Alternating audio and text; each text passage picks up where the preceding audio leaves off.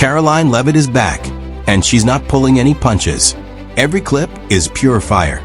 She effortlessly dismantles a smug French politician who quickly realizes debating her was a career-ending mistake, and even leaves Jeff Bezos visibly off balance. This isn't just commentary. It's a masterclass in composure and command. Trust me, you won't want to blink. Buckle up, because what you're about to see isn't just good, it's legendary. There is now a member of the European Parliament from France who does not think the U.S. represents the values of the Statue of Liberty anymore. They want the Statue of Liberty back. So is President Trump going to send the Statue of Liberty back to France? Absolutely not. And my advice to that unnamed low-level French politician would be to remind them that it's only because of the United States of America that the French are not speaking German right now. So they should be very grateful to our great country. This one's almost too good. A French politician is now demanding the Statue of Liberty be sent back, completely forgetting one tiny detail. France gave it to America.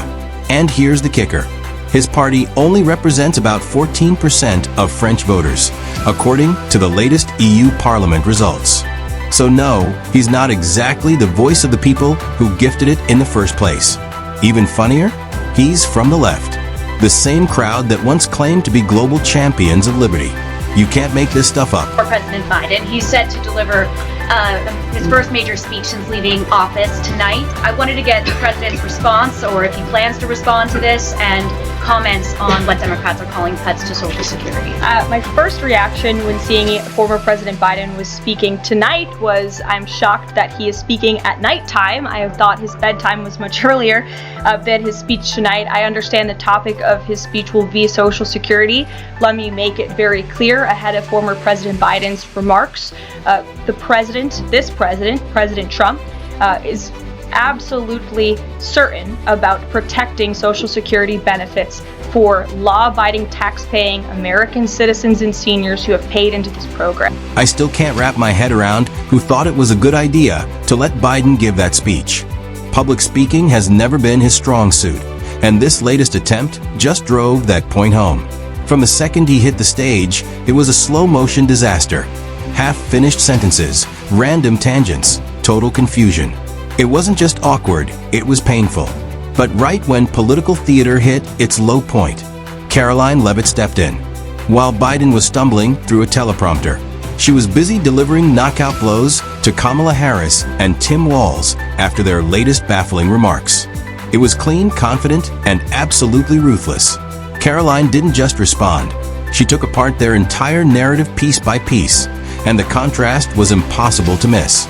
That's why she keeps rising, while the others keep scrambling. Governor Walz saying last night he frequently checks Tesla's stock, and doing so to, quote, give me a little boost during the day. How should Americans view politicians who take pride in the downfall of an American car company? I think that's quite sad, but I think Governor Walz unfortunately is living a sad existence after his devastating defeat on November.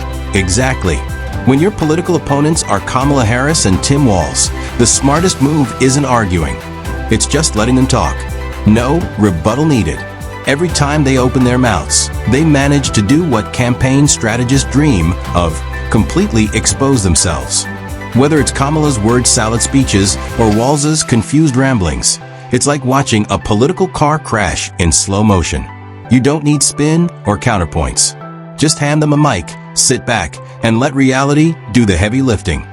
Well, I think it was a great reminder to the American people of just how blessed we all are that the leader sitting in the Oval Office today is President Donald Trump and not President Kamala Harris. Just to add on the Kamala Harris point, I think I speak for everyone at the White House. We encourage Kamala Harris to continue going out and speaking engagement. Quick pause. If you haven't already liked the video or subscribed, now's the time.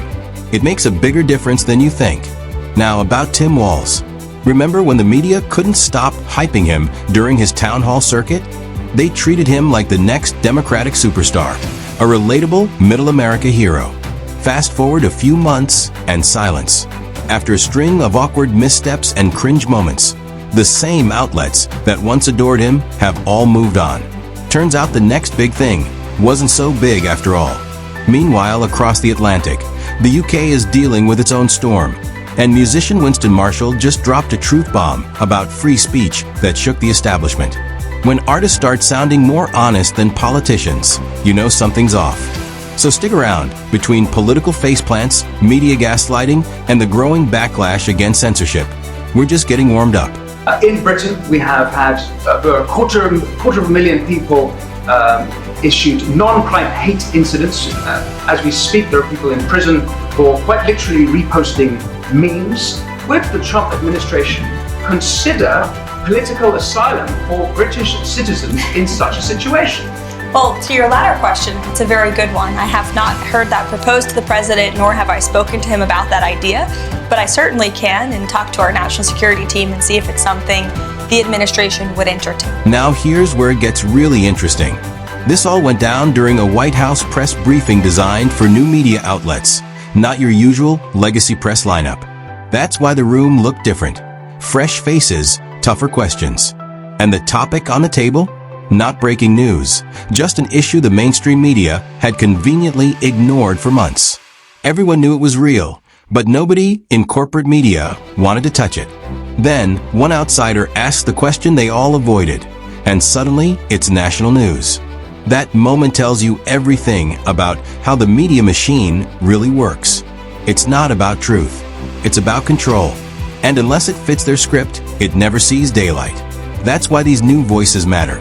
Because sometimes all it takes is one person asking what everyone else is afraid to say. To your first question about free speech in the United Kingdom, the Vice President has been incredibly outspoken about this for good reason. And the President has spoken about this as well directly with your Prime Minister when he was here for a visit to the White House. So it remains a critical endeavor of ours to show the Brits and your country, which we love and admire, about the First Amendment and the importance of free speech in a sovereign nation. Oh, and let's not forget, Jeff Bezos got absolutely called out by Karoline. The way she handled him? Flawless. Calm, sharp, and completely in command. This is a hostile and political act by Amazon.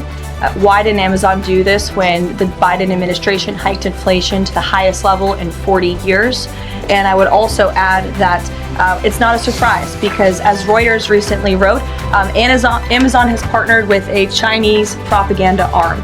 So this is another reason why Americans should buy American. It's another reason why we are onshoring critical supply chains here at home to shore up our own critical supply chain and boost our own manufacturing. Here's the part most people missed, and it's a total game changer. Karoline's exchange with Bezos didn't just make headlines. It exposed something bigger. Some observers noticed how her response actually helps Amazon customers identify which products are made outside the US, indirectly boosting American-made goods without even saying it outright. That's next-level smart. Now imagine if Trump had pulled that off. The mainstream press would have gone nuclear with doomsday headlines about tariffs crushing working families. But this time, silence. Karoline flipped a tough question into a teaching moment, and she did it with grace and total control. Then, to top it all off, MSNBC's new Joy Reid 2.0 managed to get caught again pushing overtly racist nonsense during the same White House briefing for new media. Funny how truth only starts to surface once the establishment press steps aside. Racist what she is saying. The president intends on deporting illegal alien criminals who broke our nation's laws and are not only impacting communities across the country, but in particular communities of color in our inner cities. You remember the story out of New York City where young minority children were kicked out of their public school to make room for illegal immigrants to sleep on the floor of their cafeteria. That is putting America last. Doesn't matter your race, your religion, or creed. If you are a law-abiding American citizen, President Trump is going to put you first. Shame on Simone Sanders for saying. And honestly, I don't know what MSNBC thought they were doing. They dropped Joy Reid, supposedly to reset their tone, then handed her slot to Simone Sanders, who's basically Joy Reid with a new script. If the goal was to rebuild credibility, this was a swing and a miss so big you could feel the wind. They didn't reinvent the show, they just rebranded the outrage. Viewers see right through it. It's not about honest journalism, it's about keeping the noise going. But hey, that's just my take. What's yours? Drop a comment below. I want to hear what you think. And if you've been loving these takedowns, share this video with a friend or two. We're only getting started, and trust me, you won't want to miss what's next.